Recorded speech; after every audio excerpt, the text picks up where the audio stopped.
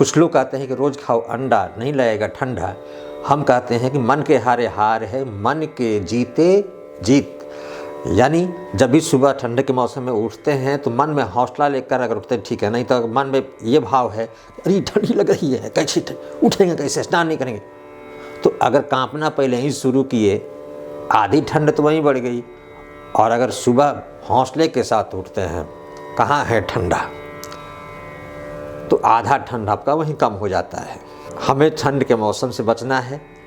मन को ताज़ा रखें, ताज़ा पानी से नहाएं, ताज़ा भोजन करें और मन में ताज़ी सोच रखें, तो हम ठंड में भी स्वस्थ रहेंगे। तो आज हम वीडियो में चर्चा करेंगे कि किसी भी जगह की ऊंचाई समुद्र तल से क्यों मापी जाती है। और एक प्रश्न है, चौरसिया जी वीडियो ऑफिशियल, उनका प्रश्न था कुछ दिन पहले कि संगीत की कितनी विधाएं होती हैं, तो उनके प्रश्न का उत्तर देंगे। तो सबसे पहले स्वागत है सभी का कृष्णा की तरफ से और कृष्णा का पाठशाला में।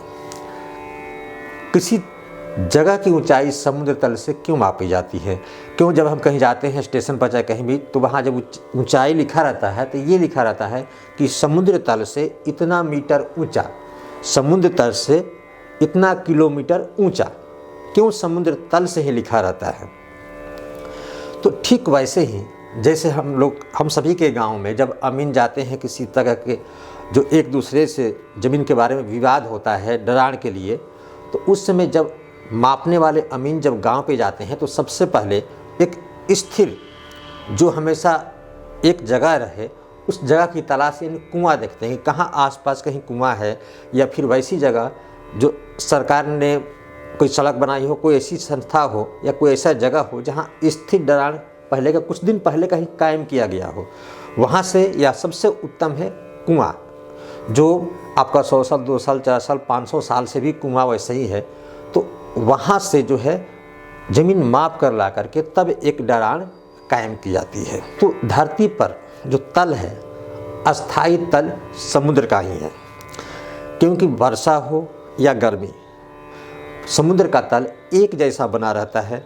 जो नदी चंचल प्रकृति का है और समुद्र गंभीर प्रकृति का, तो नदी बरसात में जो है अक्सर जो है बढ़ जाती है, उसका तल बढ़ जाता है, और गर्मी के मौसम में तल नीचे हो जाता है, ये नदियाँ सूखने के कगार पर चली जाती है। लेकिन समुद्र चाहे वर्षा कितना भी हो, 56 कोट भी बारिश हो, फिर भी समुद्र का तल वही रहेगा। गर्मी चाहे लाख पड़े लेकिन तल वही रहेगा। इसलिए किसी भी जगह की ऊंचाई उसी समुद्र तल से ही मापी जाती है। भले ज्वार भाटा जो होता है, ज्वार जब आता है समुद्र में तो तल बढ़ता है, लेकिन फिर पुनः अपने तल पे स्थिर चला आता है। इसलिए किसी भी जगह की ऊंचाई समुद्र तल से ही मापी जाती है। दूसरा संगीत के बारे में, गीतम वाद्यम तथा नृत्यम त्रयम संगीतम उच्यते, यानी संगीत में 3 विधाएं होती है, गायन वादन और नृत्य।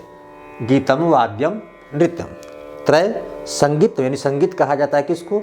गायन वादन और नृत्य, तीनों को सम्मिलित रूप से ही संगीत कहा जाता है। तो इसमें गायन, तो गायन में शास्त्रीय गायन, सुगम संगीत, लोक संगीत, और वादन में एक स्वतंत्र वादन होता है, जो कोई तबला वादक, सारंगी वादक या जो स्वतंत्र रूप से अपना वादन करते हैं, और एक वादन होता है जो साथ देने के लिए, गायक के लिए साथ देने के लिए साथ में वादन करते हैं। वाद्य यंत्र के जो भी हो प्रकार होते हैं, जैसे तत है, तार वाले जितने होते हैं, वो जो बीड़ा है, तानपुरा है, जो तार से बजते हैं वे आ जाते हैं आपको तत में। और ये सुशिर है जो हवा के आघात से, जैसे बांसुरी है, हारमोनियम भी सुशिर ही है, क्योंकि उसमें जो हवा भाती से जो हवा देते हैं तो रीड के माध्यम से वो पार होती है तो आवाज़ निकलता है।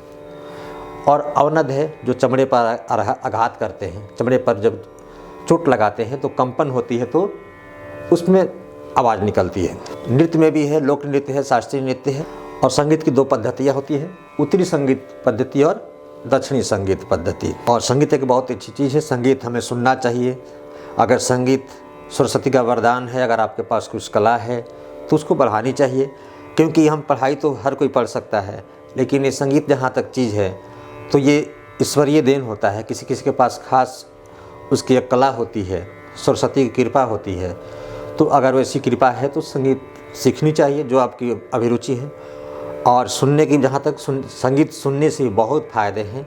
संगीत सुनने वाला कभी भी जो है अंतर्मन का पवित्र होता है। जो अंतर्मन का पवित्र नहीं होता है उसे संगीत जीवन में कभी नहीं आती है। मधुर, कर्णप्रिय, जो कानों को सुनने में अच्छा लगे, आपको मन को आनंद प्रदान करे, वैसी संगीत हमें सुनना चाहिए।